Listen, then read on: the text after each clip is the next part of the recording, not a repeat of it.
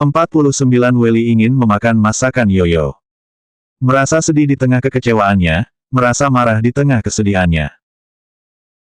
Setelah selesai berbicara, Irwandi yang kembali menerima kebohongan dari istrinya itu pun memilih untuk memendam semua ini. Terdapat aura yang sedih pada kedua matanya dan dia pun beranjak ke atas kasur secara diam-diam. Namun, Irwandi tidak bisa terlelap dalam tidurnya dengan perasaan seperti ini. Dia hanya menatap ke arah jendela hingga hari menjadi pagi. Setelah matahari terbit, Sojun yang berada di dalam mobil pun terbangun. Ia lalu mengusap kedua matanya dan mengendarai mobilnya ke depan rumah Welly. Dia tidak menemukan apapun di sana. Setelah itu, dia pun pergi sambil memaki Sojun. Kemarin malam dia telah tinggal satu malaman di sekitar perumahan Welly, namun dia tidak menemukan kepulangan Welly meskipun dia telah memakinya berulang kali. Ketika dia ingin pergi, dia malah khawatir kalau nantinya Welly akan kembali. Akhirnya, dia pun tertidur di dalam mobil. Welly yang ada di dalam hotel juga telah bangun. Setelah Marena pergi semalam, dia menelepon Marena berulang kali, namun Marena tidak mengangkat teleponnya. Setelah itu, dia pun kembali menelepon Marena beberapa kali lagi. Dia hanya mendapat informasi dari dalam ponselnya kalau Marena telah menonaktifkan ponselnya.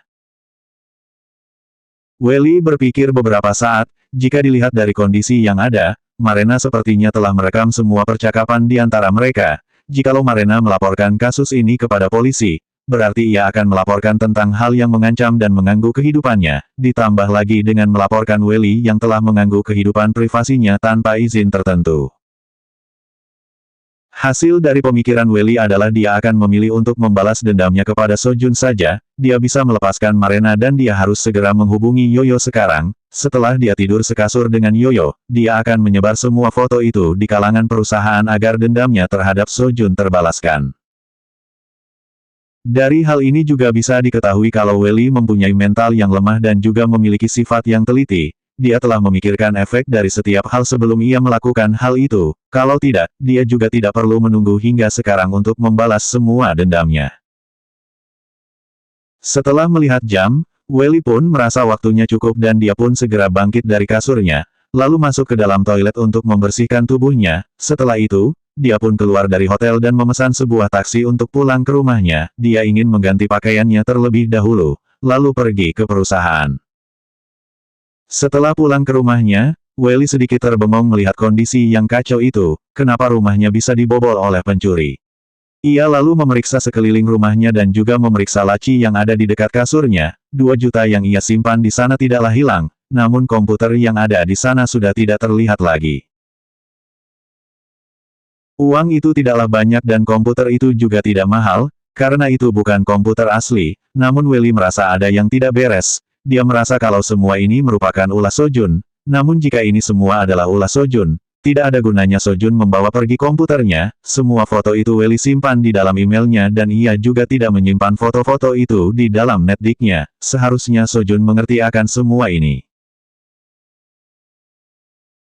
Oleh karena itu, Welly pun melapor ke pihak kepolisian. Setelah polisi datang, dia pun menjelaskan kondisi yang ada kepada polisi. Ketika polisi bertanya apakah Welly sedang bermusuhan dengan orang lain, Welly langsung menjawab tidak. Dia hanya berkata kalau dirinya pergi makan bersama rekan kerjanya semalam. Dia pun tinggal di dalam hotel karena telah mengonsumsi terlalu banyak alkohol. Dia pun tidak pulang sepanjang malam. Di saat yang bersamaan, dia juga berkata kepada polisi kalau 20 juta rupiah yang disimpan olehnya di dalam laci juga telah hilang. Setelah polisi itu mendapatkan bukti, mereka pun pergi. Welly menatap ke arah jam dan dia sudah terlambat untuk bekerja. Dia lalu berpikir untuk menghubungi Yoyo hari ini.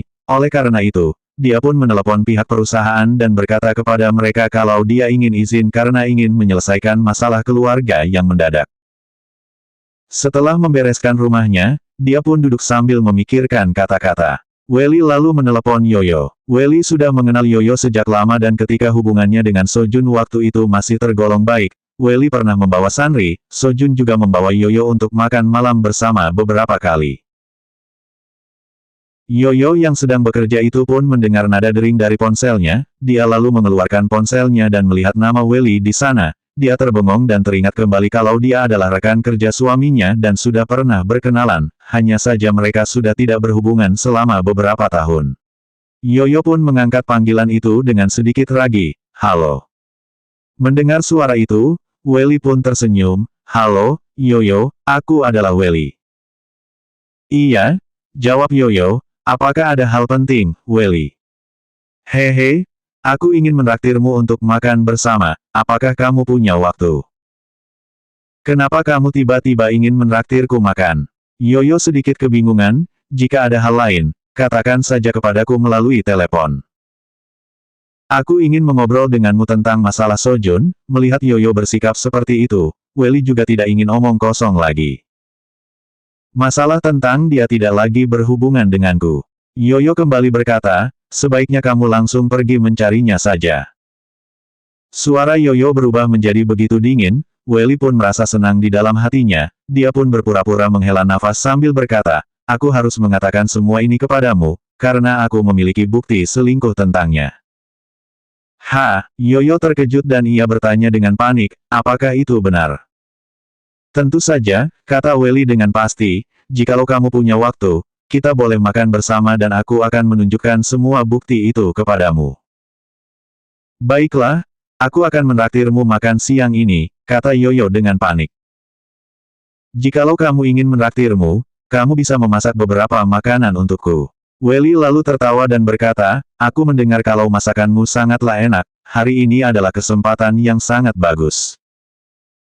Yoyo pun merasa sedikit ragu, namun ia pun menyetujuinya karena ingin segera mendapatkan semua bukti itu. Baiklah, apakah kamu sibuk siang ini? Jikalau tidak sibuk, kamu boleh datang ke rumahku, aku akan memasak beberapa makanan untukmu. Baiklah, terima kasih, lidahku ini sungguh beruntung, kata Welly sambil tersenyum dan menutup panggilan itu. Kedua tatapannya terlihat dipenuhi oleh harapan yang besar, jam istirahat untuk makan siang tidaklah panjang, biasanya semua karyawan hanya memesan makanan yang ada di sekitar perusahaan ataupun makan di restoran yang ada di sekitar perusahaan. Sojun Lu tidak mungkin pulang ke rumah pada jam makan siang. Irwandi yang awalnya ingin memasak beberapa makanan untuk istrinya itu tidak lagi memiliki semangat, semua semangatnya telah dipadamkan oleh kebohongan istrinya. Pada pagi hari, Irwandi pun bangkit dari kasurnya setelah jam bekerjanya hampir tiba, dia lalu membersihkan dirinya dengan cepat, lalu pergi ke perusahaan.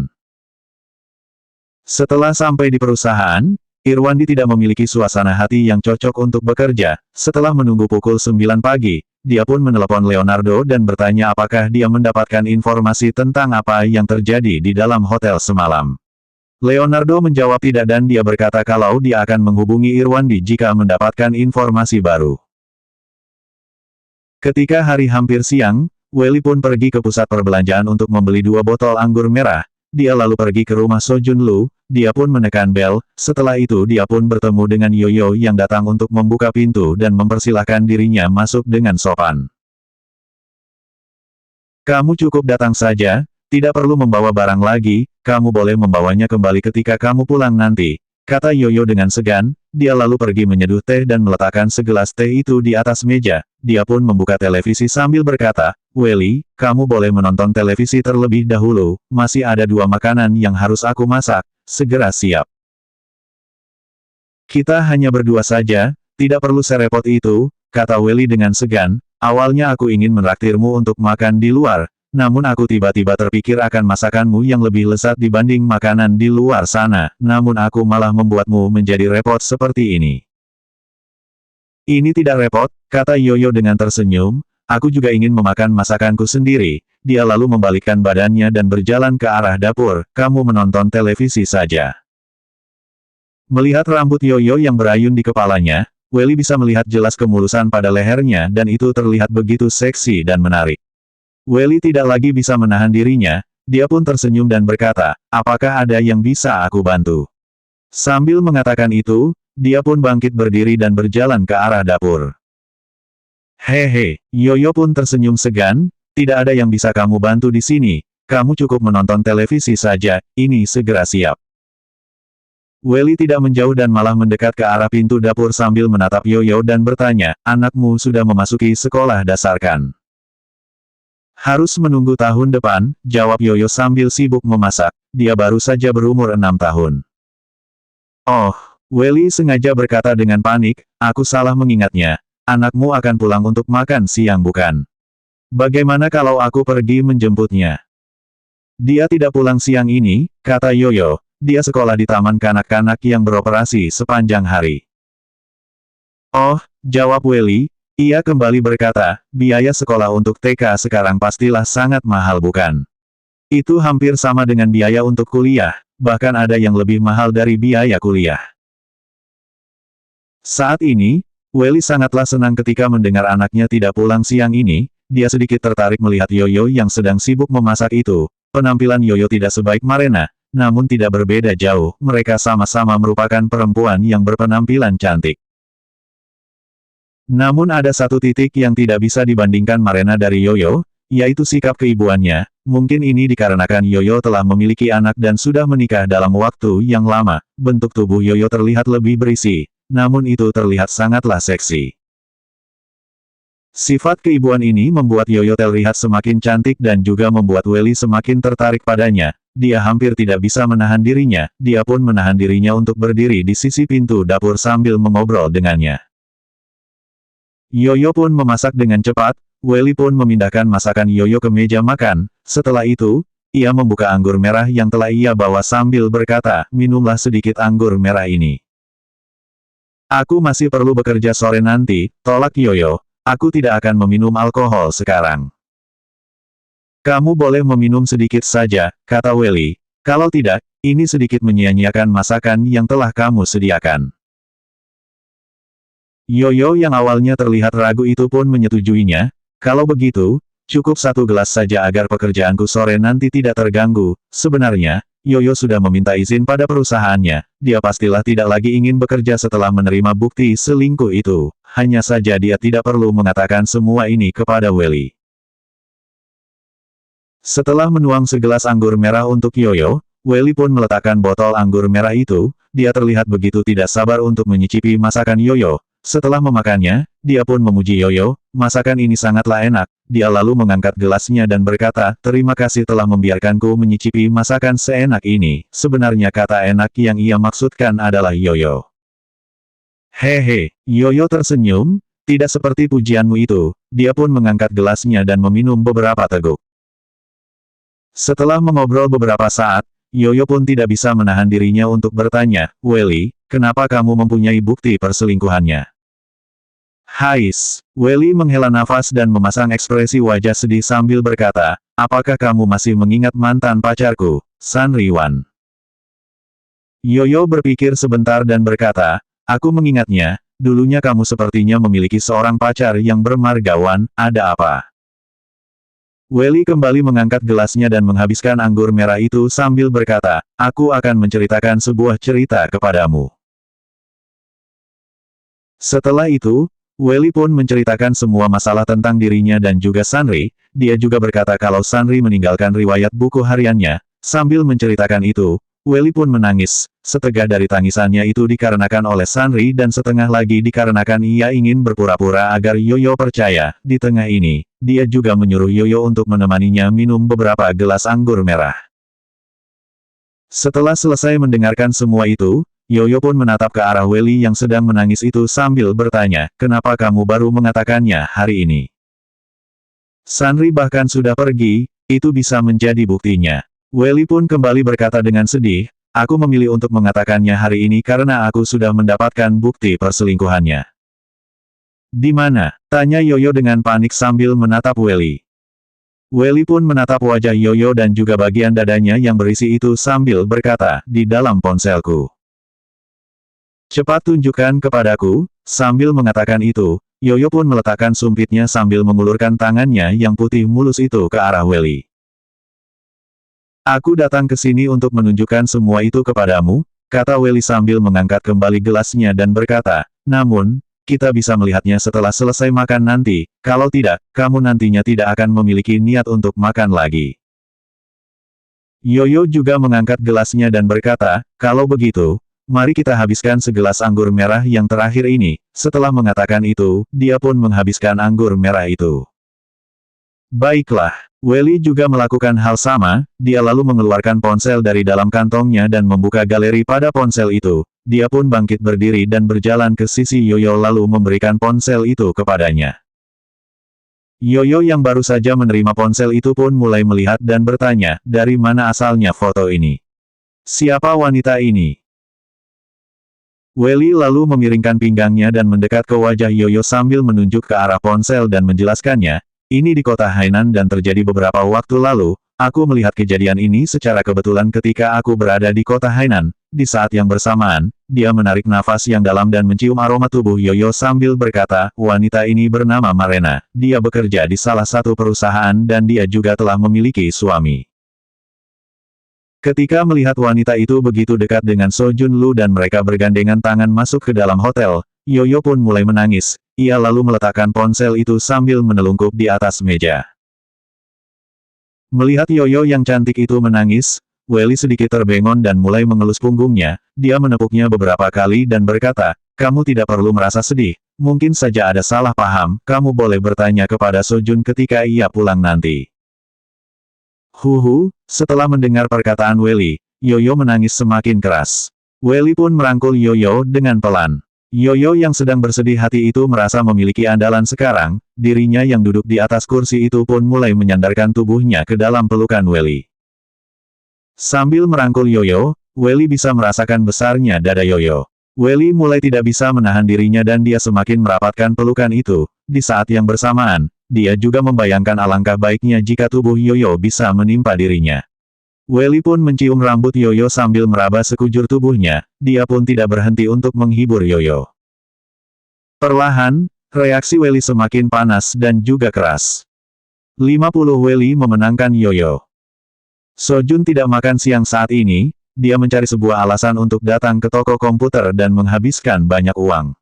Dia meminta para ahli komputer untuk membantu membukakan komputer yang terkunci.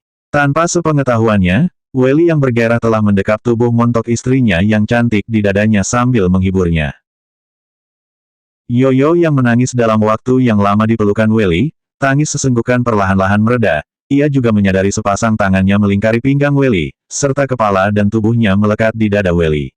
Dengan rasa tidak enak hati dia mendorong tubuh Welly dan menegakkan tubuh. Welly pun melonggarkan tangannya dan balik ke tempat duduk, kemudian dia menuangkan segelas bir lagi untuk Yoyo dan berkata dengan sedih, pada waktu itu, ketika Sanri meninggalkanku, aku juga pernah menangis parah. Kata Welly sambil mengangkat gelas dan menenggak bir sampai habis. Yoyo yang sedang bersedih dan malu juga mengangkat gelasnya dan menghabiskan bir yang ada di dalam gelas saat menyaksikan. Dengan begitu keduanya meminum bir sembari membicarakan kesedihan masing-masing, mereka membuka botol bir kedua dan minum sama-sama. Lambat laun wajah Yoyo semakin memerah, pandangan mata perlahan-lahan kabur, bicara pun mulai tidak jelas. Melihat sudah hampir waktunya, keduanya menenggak 2 gelas bir lagi, kemudian bangkit berdiri dan berjalan ke samping Yoyo lalu memeluknya dengan lembut.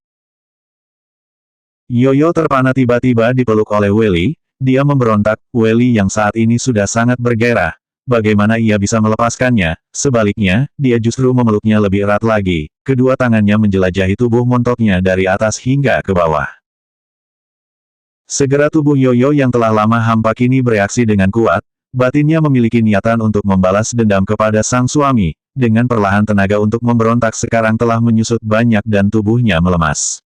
Yoyo mengerang saat Welly meremas payudaranya yang empuk dengan kuat. Welly melumat bibirnya dan menjulurkan lidah menjelajahi mulutnya. Yoyo yang terpancing akhirnya memeluk pinggang Welly dan membalas cumbuannya dengan mesra. Melihat waktu yang sudah pas, Welly memeluk tubuh Yoyo, menciumnya sambil melangkah masuk ke kamar tidurnya dengan So Jun, membaringkan tubuhnya ke atas kasur serta diam-diam membuka kamera di ponsel dan meletakkan ponsel di satu sisi. Kemudian dia melepas baju wanita itu beserta dirinya lalu menindih di atas tubuh montok Yoyo yang empuk. Yoyo yang mengerang sudah sangat basah, Welly membentangkan kaki wanita itu dengan kakinya, dengan lancar memasukkan miliknya ke dalam tubuh Yoyo hingga mengerang panjang. Welly menghujamnya dengan penuh nafsu lalu memasang beberapa gaya pada tubuh Yoyo dan kembali menghujamnya. Yoyo yang mengerang mengeluarkan erangan yang amat kencang, sekujur tubuhnya gemetar. Welly seolah mendapatkan sinyal, matanya menangkap sebuah foto Yoyo bersama dengan So Jun yang dipasang di atas kasur. Lalu dengan senyum puas di bibirnya tiba-tiba menambah kecepatan menghujamnya dan kemudian mengerang saat menyemburkan benihnya ke dalam tubuh Yoyo dan selesai. Entah sudah berapa lama waktu berlalu, Yoyo terbangun dalam keadaan bingung, dia merasa seperti sedang terbaring dalam pelukan seseorang. Dia membuka matanya dan melihat Welly yang sedang menatapnya dengan senyuman lembut di wajah. Sontak membuat Yoyo kaget, dengan panik dia berpikir ingin terlepas dari pelukan Welly. Bagaimana mungkin membiarkannya pergi? Welly masih ingin melakukan ronde kedua, jadi dia memeluk tubuh Yoyo yang telanjang bulat semakin erat dan menghiburnya. Maafkan aku, ini salahku, aku tidak bisa mengendalikan diriku. Yoyo memberontak dan berkata kesal, tapi kamu juga tidak bisa seperti ini. Aku tahu aku salah, tapi aku sangat menyukaimu. Sejak pertama kali bertemu, aku langsung menyukaimu. Ujar Welly lembut sambil menatap Yoyo dalam pelukannya. Kamu tidak tahu, sejak hari itu, aku sangat rindu padamu. Welly tahu sejak Yoyo tidak melapor ke polisi, maka ia harus memberi muka kepada Yoyo dan membuatnya merasa dihormati. Dengan begitu dia baru bisa menerima. Benar saja, suara Yoyo mengecil. Tapi kamu juga tidak bisa melakukan ini padaku, aku harus bagaimana nantinya. Kalau begitu menikahlah denganku, aku meminangmu, ucap Welly dengan tulus, di saat bersamaan tangannya mengusap punggung halus Yoyo dan menghiburnya. Aku punya suami, bagaimana mungkin aku menikahimu? Ujar Yoyo, suaranya semakin lembut dan berhenti memberontak. Tetapi Sojun sudah memiliki wanita lain di luar. Welly memprovokasi, kamu ceraikan dia. Lalu aku meminangmu. Mendapat tawaran dari Welly, Yoyo memikirkan foto yang terpampang di depannya. Air matanya mengalir membasahi pipinya, tanpa disadari dia berbaring dan menangis di atas tubuh Welly. Welly menghiburnya dengan mengusap-usap sekujur tubuhnya, perlahan-lahan dia merasakan suaranya terbawa sedikit erangan. Welly kembali mencium Yoyo yang menawan sambil mengulurkan tangannya merabat tubuh bagian bawah wanita itu, sangat basah. Akhirnya Welly menindih di atas tubuh montok Yoyo lagi, wajah Yoyo yang menawan memberontak, entah karena tidak nyaman ataukah si Welly membentangkan kakinya dengan terampil, sehingga membuat sepasang kaki Yoyo terbentang lebar. Ronde kedua, dengan lancar Welly memasukkan miliknya ke tubuh wanita itu dari atas tubuh montoknya yang empuk diiringi suara desahan Yoyo, dan mulai menghujamnya.